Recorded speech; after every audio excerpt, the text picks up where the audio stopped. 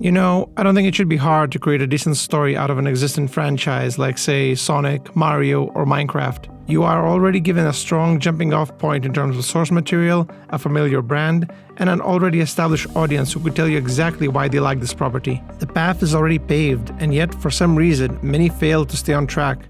All we had to do was follow the damn train, CJ. Hollywood's dairy farm of adaptations is still pumping, but somehow they just keep missing the udders. They are milking something, just not the milk.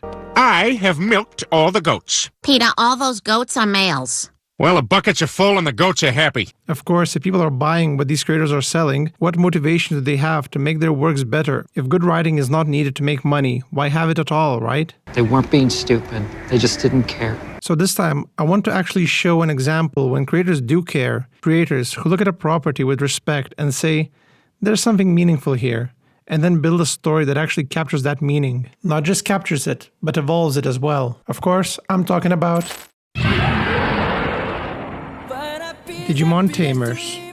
While Digimon Adventure can be considered the most iconic season that turned a virtual pet toy into a full-scale anime with an imaginative world, a diverse range of well-developed characters, and an engaging story, Digimon Tamers is often regarded as the best one for its much darker, grounded tone, character-driven storytelling, and pretty complicated psychological and even philosophical themes. It's a tonal shift that alienated some of its initial audience, resulting in lower ratings and toy sales. But in terms of writing quality and its long-term impact in the franchise, it has yet to be beat.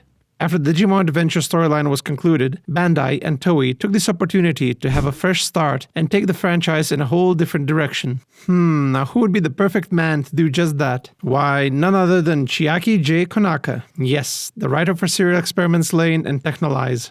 Konaka's writing style is intellectual, dark, and often surreal, blending psychological depth with existential Lovecraftian and technological themes. Think of him as a fusion between David Lynch and John Carpenter. If that doesn't sound like a perfect match for Digimon, I don't know what does. But rest assured, Konaka is no stranger to Digimon. In fact, he was actually part of the writing team for Digimon Adventure 02. Well, I say that, but it was more like he came in, grabbed the steering wheel, and made a hard left straight into the Dark Ocean episode. I turn now! Good luck, everybody else! And then, just like that, he was gone. Yeah, he did one dark, creepy episode in the middle of the season that went nowhere and just disappeared, only to be given the keys for the entire show a few years later. Do that again. But here's the thing, you better believe you're still going to get something of artistic value. It may not exactly align with the brand, but statistically speaking, the chances of it being good are far greater with him in charge. Though I imagine the executives had to do a bit of taming of their own to keep Tamers more kid-friendly. He's got that raw bad boy edge. We just have to tame it. Which could explain why there's some tonal inconsistencies. Nevertheless, you can't say he didn't care about the show. There's just so much thought put into it. There are so many interesting layers added to what would typically be considered just a fun kid show. And we're going to look over some of these layers and find out why Tamer stands out way above its contemporaries, and how it managed to evolve the franchise beyond what's expected. Layer 1. Tone. Tone is the first thing a lot of Digimon fans point out about Digimon Tamers, often referring to it as darker or creepy. But I think it's important to highlight how this tone is established, what makes it darker than the previous seasons. After all, there were some pretty dark themes in Adventure and 02. Is it the slightly muted colors, the creepy character designs, or the psychological topics being explored? I think you can easily say yes to all of the above. But here's the thing, the unsettling tone is consistent throughout most of the episodes. Even if nothing dramatic is happening in the story, the shot framing, the lighting, the character placement work overtime to guide you to a certain feeling or even a certain understanding of the characters without you even noticing it. Yeah, it's easy to point at some Lovecraftian monstrosity and go, whoa, that's horrifying. How did a kid show get away with this? Without even acknowledging all the building blocks the show has set up to put you in that unsettled state. The easiest way to describe Digimon Tamers' method would be, Hold up. Wait a minute. Something ain't right. Take episode 1 for example. The show mimics the Chosen One trope, as Takato, one of the protagonists, receives a magical blue card which turns his card reader into a Digivice and sets him up to become a Digimon Tamer. In a different show, this moment would be portrayed as something magical, perhaps even triumphant, but in Tamers, all the visuals are indicating that it's something a kid shouldn't be meddling with. The winds are rising, there's lightning, the shots are wider as though someone is spying on Takato. All the while, this tower is looming over the city. Look at the playground itself. Doesn't it seem odd that a playground has such monstrous designs? Then, you see a shot like this, where you can interpret Takato climbing into a monster's mouth. Do you think that's not intentional? Everything is telling you. Hold up. Wait a minute. Something ain't right. Heck, even when Takaru is saying how excited he is about having a Digivice, he's in a dark, bleak room while rain is pouring down. The tone contradicts Takaru's enthusiasm, giving us a sense that his expectations are wrong even before he encounters Guilmon. We saw how vicious these Digimon are. We saw the government hunting them down, even referring to them as the wild ones. Everything about the atmosphere does not give us confidence that these creatures should be seen as playthings or friends. That's also one of the goals Konaka set up for himself. In his early planning notes, he writes, "The past animated series' anthropomorphized Digimon had the effect of being loved by children and gaining much popularity. However, if this double-edged trend continues, the monster-like spirit of Digimon, who evolve in order to fight, will be lessened, and the catharsis gained from the battle will be harder to gain. When we first see Ruki and Renamon in battle, it is shown as cold and vicious, no heroic or your typical good versus evil dynamic. There's no friendly bond, and I'm not sure you can even root for Ruki at this point, and it keeps trying to build this uncertainty in the viewer. So when Takaru's Digi-Egg finally hatches, we're not immediately going... We're most likely thinking... No. Wait. Think of it like the boat scene from the movie It. It's not the goofy clown in the sewer that's scary. It's everything before that setting it up. It's a seemingly harmless scene with the child following a paper boat, but the music, the dim lighting, and the caution signs are all creating a feeling of danger. There's even a barrier trying to stop Georgie from going further, but he ignores it. So even before reaching Pennywise, we're already put in a tense state. Similarly, Takaru is descending further and further down into some dark, unknown construction site to find Guilmon. Again, very intentionally, we start with a much more innocent first impression of the Digimon, perhaps allowing us to briefly experience Takaru's point of view. But unlike Takato, we all saw the signs prior that gave us a very different impression. The impression that Takato is stepping into the unknown danger with a naive idea that he's in control, that his Digimon will just listen to him the way Ruki's Digimon does. But Guilmon simply doesn't.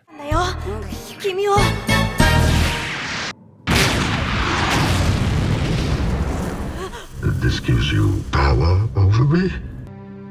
Do you feel in charge? He's a wild animal driven by instinct, and now it's up to Takato to tame this wild one. Bam, bam, bam, Digimon Tamers, we got a title. When you watch the rest of the show, pay attention to what information you, as the audience, are given and what information the characters have. Do they align? If they don't, why not? How are the creators tweaking your brain to perceive these events? What are they trying to communicate to you? If you found something particularly unsettling or dark in the show, no doubt you can track down everything leading up to that feeling. This attention to detail isn't just used to set up the creepiness, it is used to better capture the emotions of the characters. That's because, as a show, Digimon Tamers is... Layer 2.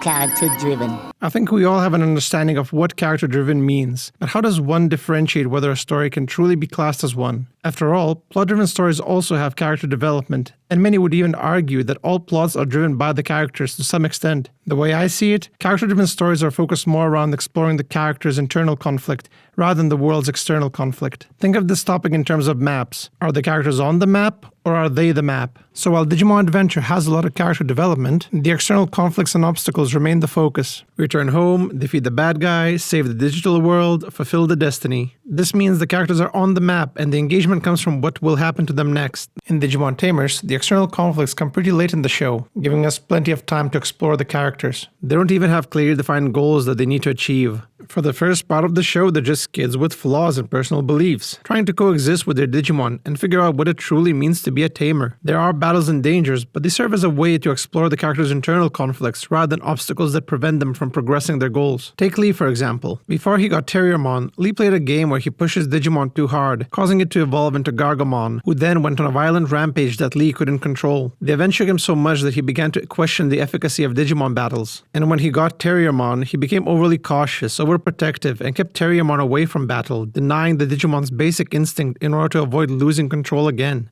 君も進化したいのか? 君が進化して強くなっていったら、僕たちはずっと友達でいられなくなる。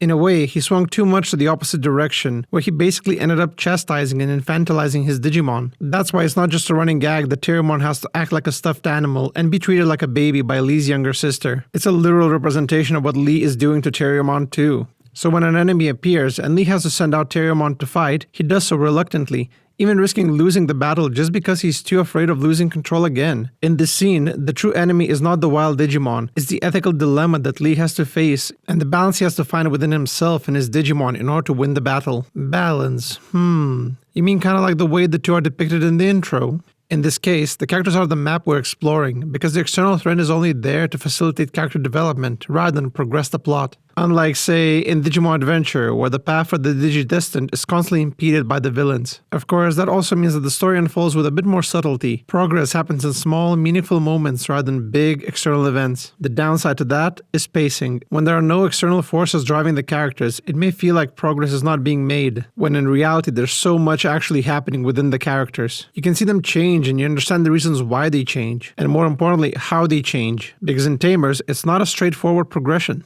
Defeating an enemy doesn't even necessarily mean that the characters are progressing. They can just as easily become worse versions of themselves just because they unlock another flaw that they have to overcome. This makes their arcs more natural and more human. Later in the season, the Tamers do go on a more standard Digimon adventure, but even then the show still pushes their internal struggle to the next level. So even though there are a lot more external threats, there's still a big focus on internal character growth. Speaking of growth, Layer 3. Evolution. if I had to describe Digimon Tamers in one word, it would be evolution. While this word is a staple of many monster-raising games, I'd say it's far more significant in Digimon than any other franchise. People meme about Digimon's branching evolution lines and weird progression, but you need to remember that they are digital monsters, comprised of random data. And if our current-day AI models taught us anything, is that stuffing AI with random data gets you some weird results. Unlike Pokemon that have a very linear evolution line based primarily on gaining battle experience, Digimon evolution is a lot more variable, with many external factors determining when a Digimon will digivolve and whether they will turn into something monstrous, humanoid, or divine. Think of it as raising a child. How you treat them and what they are exposed to will heavily influence their development and growth. So it's surprising to absolutely no one that Konaka saw the thematic potential of evolution. In his notes, he writes, "In the previous two series, the daily Digi-evolution sequence became a repeatedly used ace up the sleeve. However, in this series, I would like to think deeply about what it means to evolve." He acknowledges the inherent threat of evolutions losing their value if they're overused. The previous seasons had emotional moments that prompted evolution, but they were predominantly used to get the kids out of peril, making evolutions the go-to tool to use against external threats.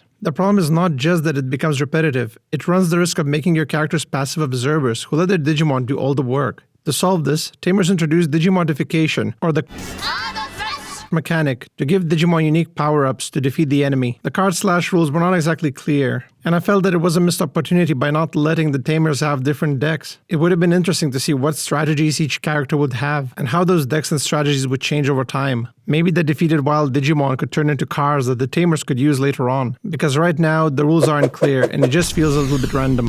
But it did allow the kids to play a more active role in battles, enhancing the partnership angle even more. More importantly, it separated evolution from just being seen as another power-up. Evolution is something both humans and Digimon, heroes and villains, try to understand and achieve. 進化できれば勝てた。その通りだ。どうして進化しないの？時を待っている。Much like Hextech in Arcane, no one exactly knows how to use it correctly and whether they should use it at all. You get a ton of different perspectives from each character. You see the consequence of it being used, misused, or obtained without earning it, which again prompts the characters to change their stance on it. For me though, the most interesting part of evolution is its connection to the human characters. The link between character development and evolution is very overt. Deliberately so. When the creators put a single word in big, bold font with no music, it's telling the audience to pay attention to this word. And when you look at the scene that often precedes it, you can start to understand that evolution is meant to signify the evolution of the human rather than the Digimon. この弱いデジモンはお前にとって何なのだ。レナモンは私の友達。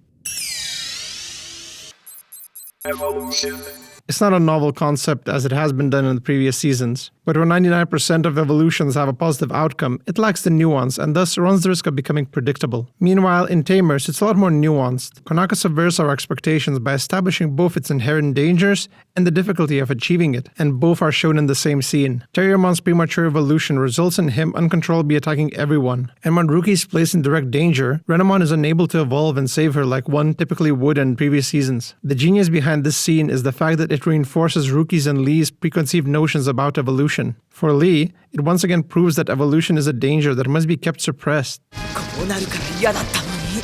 And for Ruki, it plays on her fear of feeling helpless and prompts her to put extra pressure on Renamon to evolve. これで勝てるはず。進化できたらそれだけで勝てるんだけど。 It's fascinating to see how the way Takato, Lee, and Ruki treat their Digimon reveals so much about their own flaws and insecurities, and how they project them onto their Digimon. Ruki and Renamon are probably the most interesting because their relationship is so overtly toxic and difficult compared to the other Tamers. Don't get me wrong, Takato's immaturity and Lee's overprotectiveness are toxic in their own way, but man, you can very clearly see how Ruki's insecurities and fears are driving her decisions and how they work counterintuitively to her goals. It's your classic conflict between the character's wants and needs. Ruki's desire for strength and independence stems from her fear of allowing herself to be vulnerable and attached to others. 助けなんかいらない。今のはレナモンだけで十分だった。 It's not that she wants to win, she's just afraid to lose. Of course, acknowledging those flaws means accepting her weakness, which is something she's not willing to do. 何その目。心配ない。ルキのことは私が守る。何を偉そうに。 And thus, she can't actually become stronger. In other words, Ruki can't evolve. And if Ruki can't evolve, neither can Renamon. But that doesn't stop Ruki from blaming Renamon for that weakness, projecting those same insecurities onto her Digimon. なのになんで進化しないの。わからない。進化しないデジモンなんて。 It's a textbook case of conditional love, where affection and validation are only given when certain expectations are met. Renamon, longing for Ruki's approval, continues to fulfill this role despite the emotional distance, どうして勝てないの。 going as far as doing something against her own desires. レナモン、一度でも負けたら許さない。 I wonder if there's a similar dysfunctional relationship in Ruki's life that parallels her relationship with Renamon. ルキちゃんも自分の本当にやりたいこと早く見つけなさいね。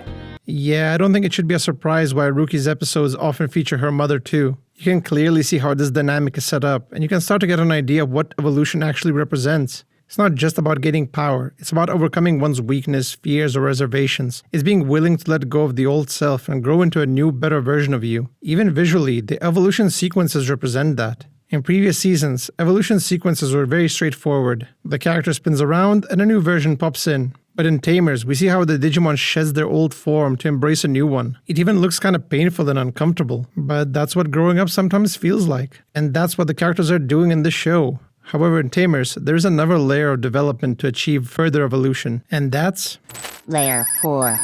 Bonds. the relationship between a child and a Digimon partner has almost always been a distinctly unique aspect of the Digimon franchise. As much as Pokemon likes to market itself as a franchise all about humans and Pokemon living together, its combat-oriented mechanics and world building don't exactly support that image.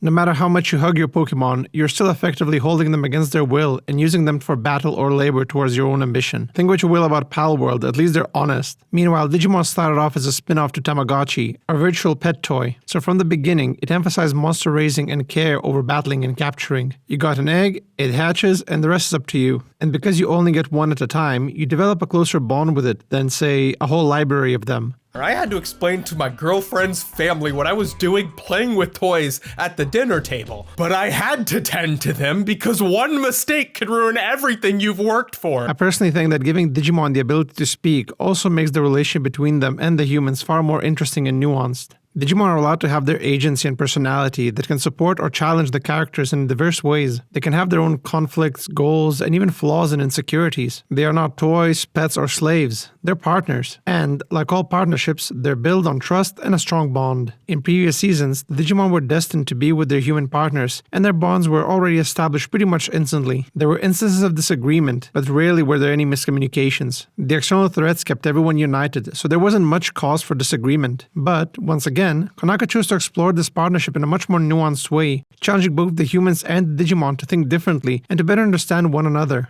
ルキはそのための存在だとしか思っていなかった。だが、わからなくなった。 Regarding this topic, he writes in his notes, In Season 3, I would like to reinvestigate the fact that Digimon are digital monsters, most unusual beings. Digimon are monsters who do not adorably pander to humanity. There is no way that a person could understand them completely. Until he moves beyond this discommunication towards true friendship, the main character cannot remain complacent. How will he actively change things? I would like to observe this point. And that's exactly what he did. Right from the beginning, you can notice that the goals of the Digimon and their humans don't align. Gilmon, being a newborn, wants to explore and play, but Takato tries to keep him hidden from the world in fear of losing his Digimon. Theirmon wants to fight and evolve, but he's held back by Lee, who denies him his Digimon nature. Ruki and Renamon both seem to want the same thing, but their philosophies of how to approach it differ. Over time, the kids start to find compromises and alter their views on Digimon and themselves, which leads to the real partnership being established. ロードしたらいや、どうして？私には必要ない。ルキがいるから。At the same time, Digimon themselves are questioning their roles amongst humans too. All the three Digimon are challenged by Impmon, who mocks their subservience to humans, calling them weak and pathetic, even exploiting the restrictions their humans place on them. It's childish and mostly ineffective, but as someone who had a bad partnership with humans, Impmon vocalized the concerns that the other Digimon might have. Later on, the Devas also see human-Digimon partnership as something impure or unnatural, making the concept of partnership a greater philosophical conundrum. お前はデジモンなのだ。お前と共に生きることができるのもデジモンだけだ。進化できる。 The cool thing about the show is that it separates bond from connection. The Tamers and the Digimon establish a connection instantly. The D-Arc Digivice seems to be that link. It's a tool that transfers data between the Digimon and their humans. It has that slash mechanic and shows useful information about the enemy Digimon. But also, it has a greater power too. In episode 1, Takato sleeps with his new Digivice in hand. During, he has a dream in which he sees Ruki and Renamon fighting a wild Digimon. I think we can infer that the events he's watching are actually happening, but he's not physically there. Now, examine the scene and the emphasis is placed on eyes and glances.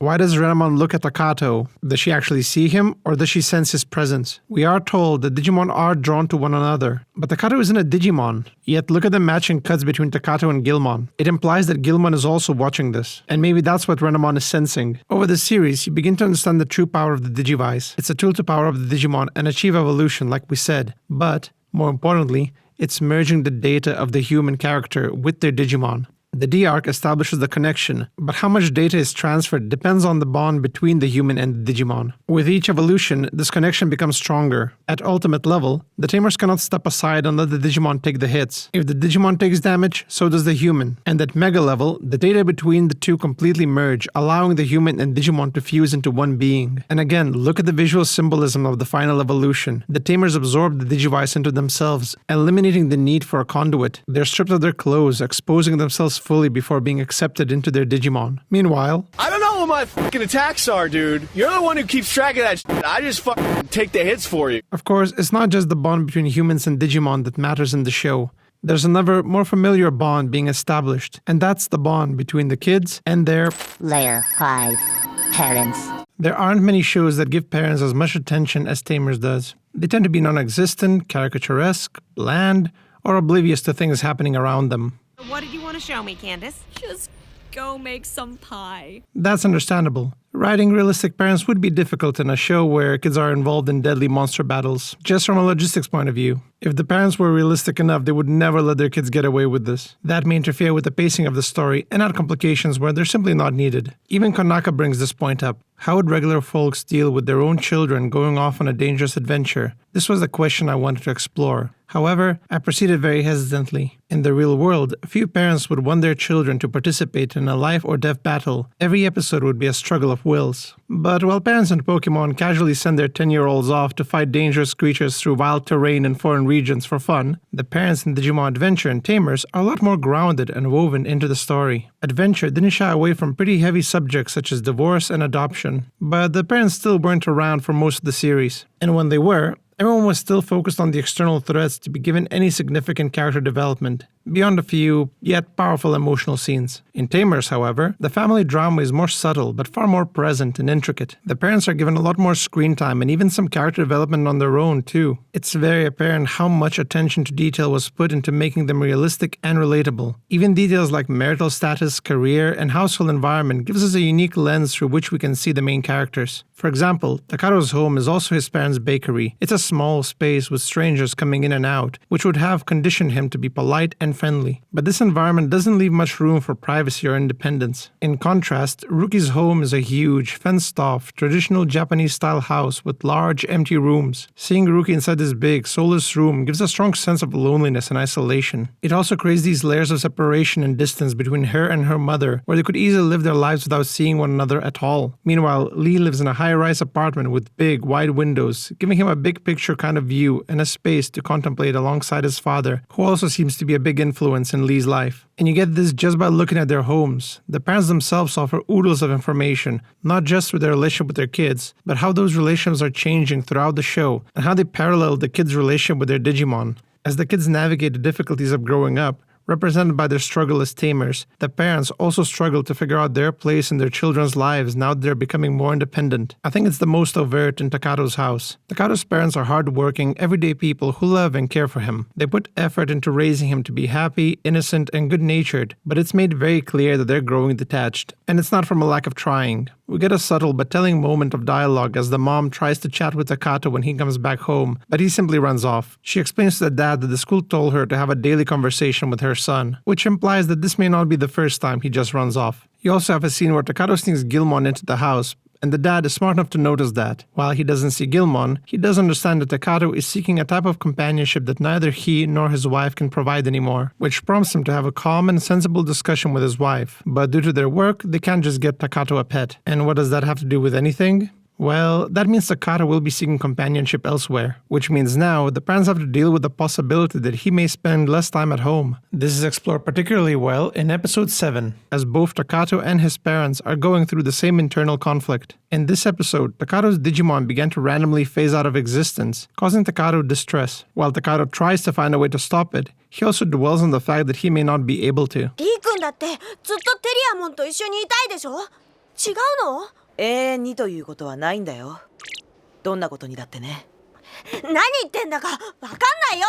Yes, the fading is an urgent issue, but the greater question is whether he can handle that loss. At the same time, we cut back to the parents who also have concerns over Takato's absence, paralleling the fear of loss, but also trying to accept the inevitability that they're becoming a smaller part of Takato's world. タカトがこんなに帰りが遅いの初めてじゃないか。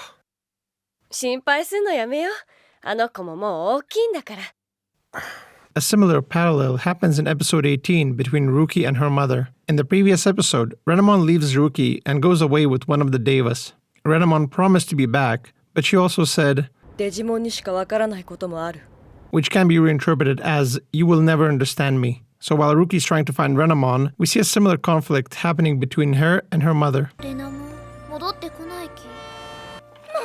あの子ってどこ行ったの？ Ruki's mom tries to get her into modeling, which is something Ruki has no interest in, so the tamer storms off. The scene implies that Ruki's mother doesn't understand her daughter either, so the two plot lines are following the same thread. Ruki attempts to reconnect with Renamon, and her mother is trying to reconnect with Ruki. As for Lee, his family situation is a lot more stable compared to Ruki or Takato. He has both caring parents and siblings he also feels responsible for. So it's not surprising that Lee also ends up playing the level-headed older brother to both of the tamers. And let's be honest, both could use one. After all, Takato is a single child looking for new companionship, and Ruki is a single child who lost her father figure. Speaking of father figures, I also need to mention Lee's father, Jian Yu, who takes a much more prominent role, especially later in the series. He's a lot like Randy Marsh, still an adult, but one who gets a lot more screen time and a greater involvement in the story compared to the other parents. For that reason, the relation between him and Lee is a little harder to summarize. He was originally a member of the team that created the Digimon program, so he has much more knowledge than the other adults. However, for that same reason, Jian Yu sees Digimon as just software and not actual life, which creates an ideological divide between him and Lee. This is escalated further when Yamaki hires Jian Yu to help eliminate all Digimon from the real world.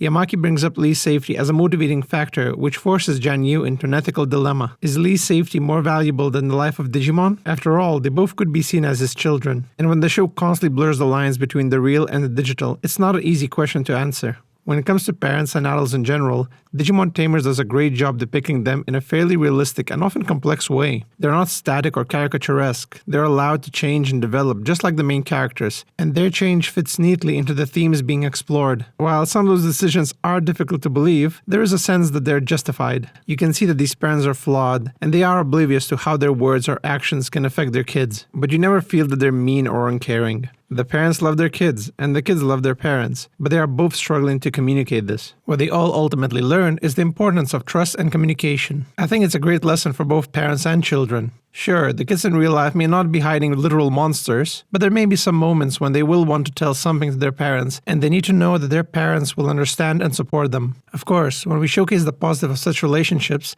it's often a good idea to show the opposite too. The failure of communication, the lack of support, or the betrayal of trust. Where do those paths lead the character to? Most likely, they will lead you to... Layer 6. Trauma. As we discussed in the previous section, Tamers is a character exploration, and to explore any character, you have to push them where their true character is revealed. And you can do this pretty effectively through suffering. That's where you get your stakes, drama, tension, and character development. It feels like we should all know this, but for some reason, many writers are too in love with their characters to give them a moment of genuine adversity, instead having them quip during battles or act like they read the script and they know they'll be fine. Well, that was fun. Even when they do give their characters something traumatic or emotional, it doesn't linger too long, as though seeing someone emotionally vulnerable is cringe. I should have been the one to fill your dark soul with light! I mean, it can be if you're not careful, but that's the risk you take. It's even worse when the writers try to add some kind of trauma, but it simply ends up being said rather than experienced or explored in a meaningful way. Crippling daddy issues. Hilarious. Take that, depression! Luckily, early Digimon seasons never had this problem. They were never afraid of putting their characters through the ringer, both physically and emotionally. Of course, no one wants to see child abuse, so it was usually the Digimon who got the brunt of the physical abuse, while the kids had to deal with emotional damage! And with plenty of emotional damage! Scenes in Adventure NO2, Tamers had to keep up, but with Konaka in charge, I don't think you should be concerned about that. The dude's got a steady track record of traumatizing his characters. If a character is not left as a broken husk, they should consider themselves lucky. Fortunately, Konaka held himself back on this one. Mostly. While I wouldn't say that Tamers does anything particularly beyond the scope of other Digimon shows, I think the reason why this season has such a profound effect on viewers is purely because of its setup and payoff. Just like I mentioned with Tone, the creators are adding the necessary building blocks to heighten the impact when those emotional moments happen. Essentially, they employ what I like to call the jab-jab cross technique of dramatic storytelling, where the writers keep jabbing you with little scenes or dialogue that hints at a character's tragic past or insecurities, with each one opening you up for that powerful emotional haymaker. A great example would be Steven Spielberg's Jaws. The main protagonist, Martin Brody, has a fear of water. You don't go in the water at all, do you? But even before the shark attack, we see a sense of fear being built up through Brody's point of view. So when the attack does happen, the tension is already built. And even though most people would be terrified of a shark attack, we know that it hits Brody much harder. And thus, it hits us much harder. While there's no clear perfect number of jabs to get the most out of your emotional moments, it's meant to make you think about how you can get the greatest reaction out of your audience by sprinkling those little details early. When it comes to trauma, subtlety is key. I know we all want those big emotional moments where a character just snaps and tells how they truly feel, but you gotta work for it. From my experience, I see it as a trend line going through a state of happiness and misery. If your character is always miserable, then what's one more tragedy gonna add? I'm the one who has suffered the most because of the actions of BoJack Horseman. You've suffered. I have! The most? The most! At the same time, if the character's life is too good, then a sudden tragedy feels jarring, out of place, and even comedic. And as soon as we nail Mendoza, my old lady and I are gonna sail around the world like we always wanted. We just christened the boat. Mendoza! In Digimon Tamers, the graph looks something like a difficult Geometry Dash level, where even the lighthearted moments have a bit of tragedy and uncertainty to them that is amplified by later events. Let's say we want to have a tragic moment where Takato is afraid of losing Gilmon. How do we start setting it up? Well, let's amplify his love for Digimon first. Takato likes Digimon a lot. How do we know that? We haven't played the card game. Yeah, but the other kids are playing the card game too. True, but there's something else. Look at the 3 boxes. What's different about Takato's? The stickers. Very simple detail to establish that he might be a little bit more obsessed with the franchise than his friends. Nothing sad here, just a fanboy, right? But it does make his box stand out, doesn't it? Okay, in the next scene, Takato is late and has to stand outside the classroom. On the surface level, that's it. But if you unlock your visual storytelling Sharingan, you can see all the details you're bombarded with. First, Takato is separated from his classmates. Very intentionally so. If you watch my previous videos, you know that barriers in visual storytelling aren't just literal. They're establishing a deeper separation. Then, we see the class laughing at him. It's more lighthearted, but Takato is looked down upon by his peers, adding to the separation. Juri is the only one not laughing, meaning she's sympathetic towards Staccato. We don't know why, but the creators want us to pay attention to her. Left alone, what does Staccato do? He goes back to Digimon. Let's not ignore this framing too. But you may be saying, Trend, don't you think you're reading too much into this? He was just late for class and got in trouble again. Yeah, you may be right. A single occurrence doesn't tell us enough. It takes two to make it true. Oh wait, we transition to the end of the class where Takato is separated from his peers again. To deal with that, he goes back to Digimon again, and Juri singled out again. See what I mean? The creators are trying to tell you something about Takato and Juri. They want you to notice that Takato goes to Digimon when he feels isolated or alone. You can almost see it like it's some sort of coping mechanism or a distraction from those feelings. I wonder if Juri has something like that with her too. And they keep adding and adding more scenes to highlight how important a Digimon is to him. So when he gets Gilmon, it's a state of happiness for him, but also comes with a risk of tragedy if he loses it. That's why you will get to see a lot of this.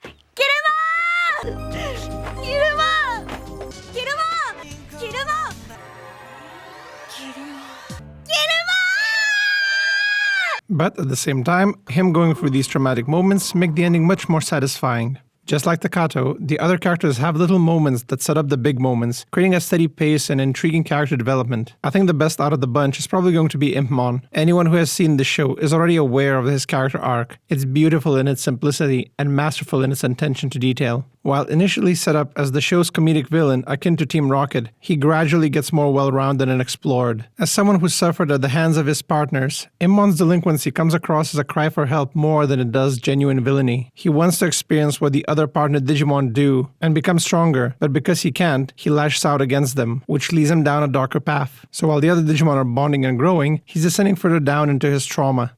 It is evolving, just backwards. And when he does become a genuine threat, it's a lot harder to see him as a genuine villain, because we saw the tragic path that led him to this state. But then, he's also given a strong redemption arc and a satisfying resolution to his tragedy. You might as well put a little bow on it, because it's a masterclass of character writing, and it's given to a comic relief villain. Compare that to someone like Malgosha from the Minecraft movie, whose only trauma is that she lost the semi-finals of the Nether's Got Talent. That's it? What do you mean? That's your emotionally scarring backstory? That's your great tragedy? Speaking of Doofenshmirtz, there is one character in Tamers that could match him in terms of the absurd amount of tragedy in their lives. But I won't get into it here. Those who know, know. Those who don't, well, you're in for a treat. I'll say this, if you need an example of a character tragedy bordering between sad and comedic, you will find it there. Whether they kept the right amount is up for interpretation. Unfortunately, while I'm up for having tragedy and trauma in a kid's show, I know that a lot of people don't. It's such a bummer, man. These subjects may be difficult to digest for a younger generation,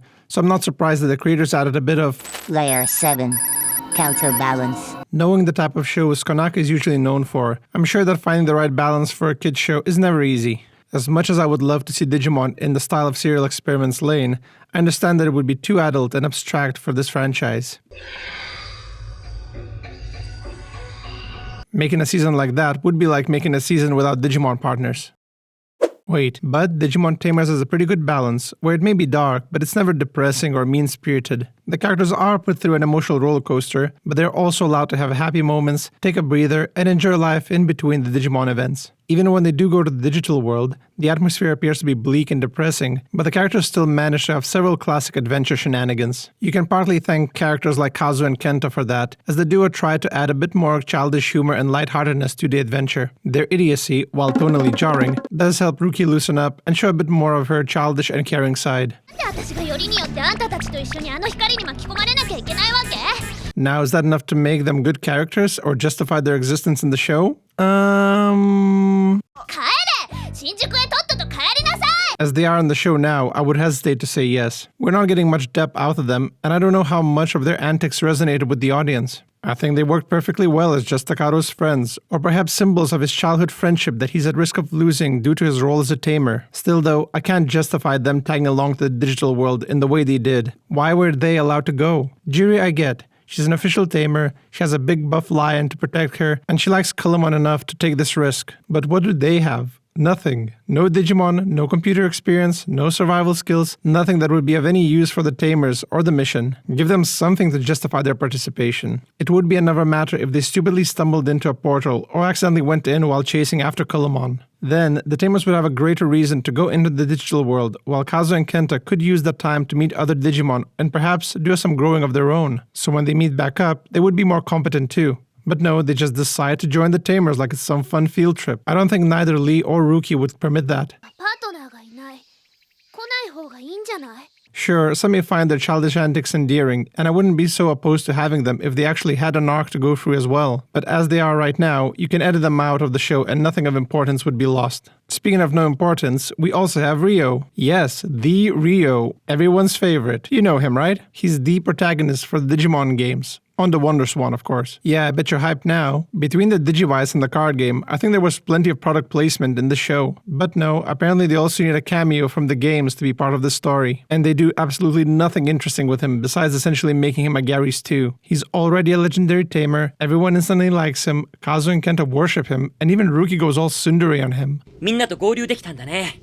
あんたも生きてたんだ。相変わらず口が悪いな。あんたのその爽やかさも相変わらずで。 It's not like I like you or anything, Baka. He's not given an arc or any character flaws that would make him remotely interesting. Even Konaka wanted nothing to do with him. I'm done. What? I'm bored.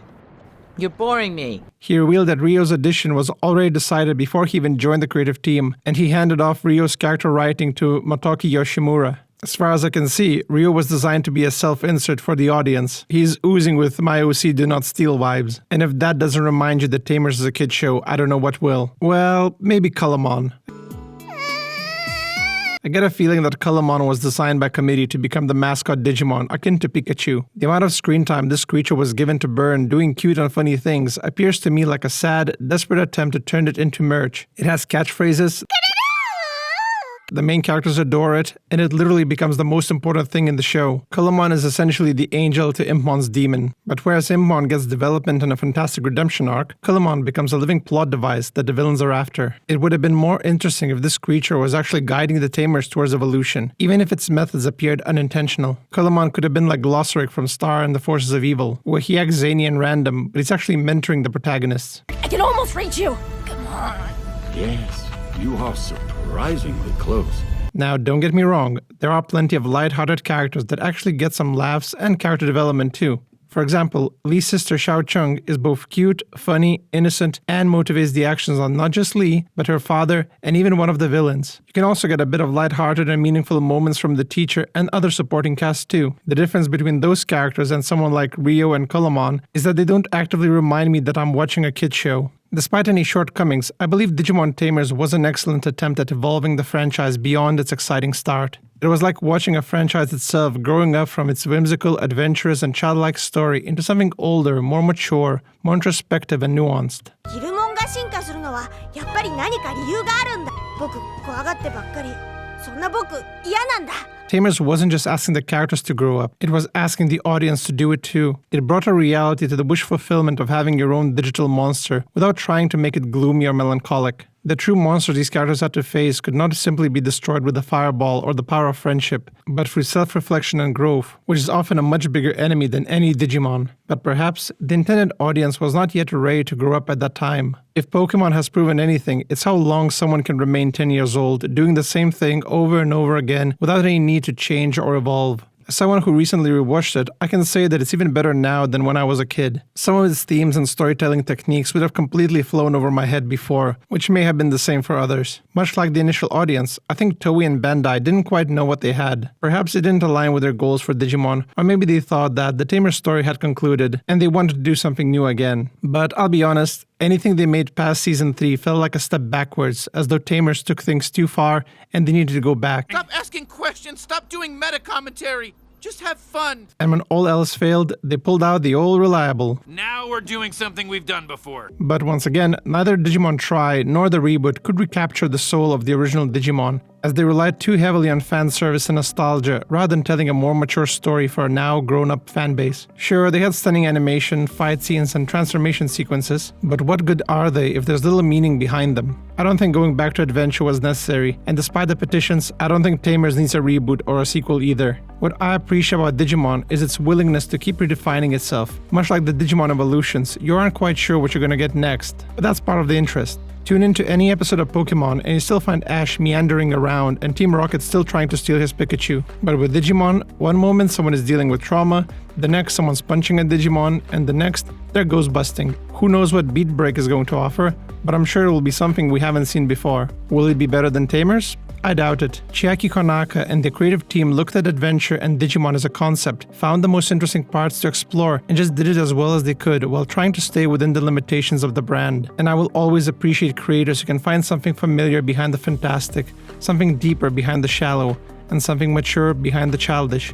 To me, that is evolution. Thank you for watching. As always, if you enjoyed this video, make sure to like, comment, and subscribe. These videos take some time to make, so I won't spam your feed. If you want some more goodies, they're in the description, so check it out. Besides that, thank you again, and I'll see you around.